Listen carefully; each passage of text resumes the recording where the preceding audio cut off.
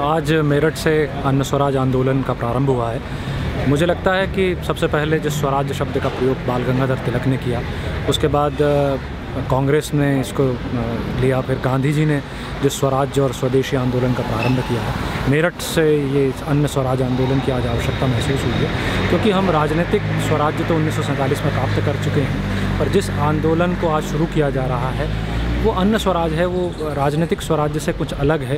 क्योंकि जिस तरह से हमारे अन्न में दूषित हो गया है, जिस तरह से हमारा अन्न आज विदूषित हो रहा है, उसकी स्वच्छता की ज़रूरत है। और शायद अन्न स्वराज आंदोलन के माध्यम से हम सही अन्न के साथ लोगों का सही मन जोड़ सकते हैं। क्योंकि भारतीय संस्कृति में कहा जाता है, जैसा खाए अन्न वैसा हो मन।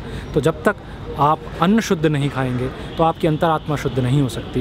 तो इस शुद्धता की दृष्टि से ये अन्न स्वराज आंदोलन बहुत महत्वपूर्ण है, जिसमें इस ऑर्गेनिक खेती को और पेस्टिसाइड के उपयोग को कम से कम करना है और शायद भारत के लोगों को एक स्वस्थ भारत का संदेश देना इस अन्न स्वराज आंदोलन का मुझे लगता है मूल तत्व है। देखिए, जो हमने आज जो हुआ है मेरठ में, इसलिए एक कारण था इसको चुनने का, क्योंकि भारत की आज़ादी की लड़ाई भी मेरठ से ही शुरू हुई 1857 में 10 मई को।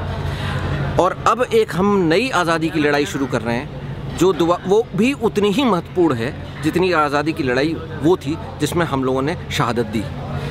इसलिए इस आज़ादी की लड़ाई को भी मेरठ से ही शुरू किया गया है और IMA हॉल मेरठ से।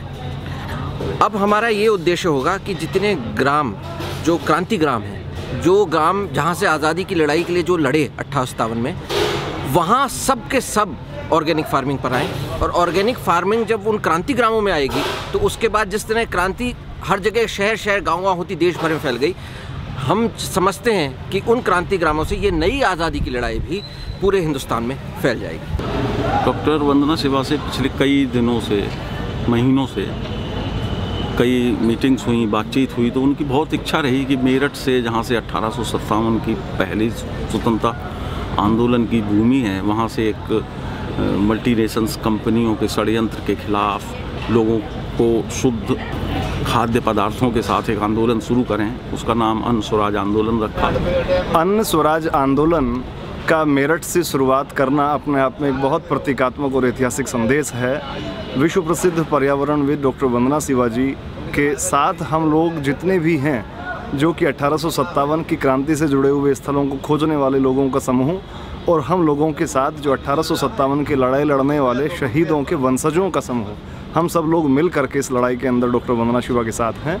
और 1857 के बाद 1947 और 1947 के बाद 2015 तक का जो वो समय है, इसके अंदर जो कमियां आ रही हैं, डॉक्टर वंदना शिवा जी और उनके साथ काम करने वाले लोगों के जो शोध के विमर्श हैं, रिसर्च के बाद मिल रहे निष्कर्ष हैं, उसमें ये बात सामने आई है कि अगर अन्न स्वराज आंदोलन शुरुआत नहीं की गई तो आने वाला समय, आने वाला भविष्य हम लोगों का संकट में है। और जो हमारा अन्न है, बीज है, वो ख़त्म हो जाएगा। उसको बचाना अगर है तो इस आंदोलन के साथ जुड़ करके हम लोग पूरे विश्व भर के अंदर भारत का संदेश पुनः दे सकते हैं। आज हमने मेरठ की मिट्टी से फिर से एक आज़ादी का आंदोलन शुरू किया है। 1857 में यहाँ ईस्ट इंडिया कंपनी के खिलाफ पहला स्वतंत्रता आंदोलन शुरू हुआ था। आज 2015 में अन्न स्वराज आंदोलन शुरू हो रहा है, जो कि किसानों की आत्महत्या रुके, जो कि हमारे पृथ्वी पे आक्रमण रासायनिक के साथ हो रहा है वो रुके, और जो लोगों का कुपोषण और बीमारी बहुत जल्दी में फैल रहा है वो रुके। तीनों बीमारियों का एक ही उपाय है, और वो है जैविक खेती, ऑर्गेनिक फार्मिंग, धरती के साथ मेहनत करके खाना देना और सीधा शहर और गांव का रिश्ता। इसलिए हम इस आंदोलन का पहला कदम फूड स्मार्ट सिटीजन के द्वारा दे रहे हैं। अन्न संपन्न नागरिक जो बनाएंगे अन्न संपन्न शहर।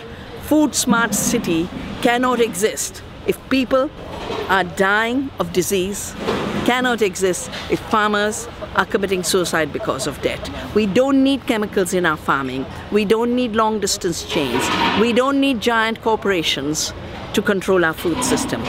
Food freedom, Anna Swaraj, is the third freedom movement starting from Meerut today.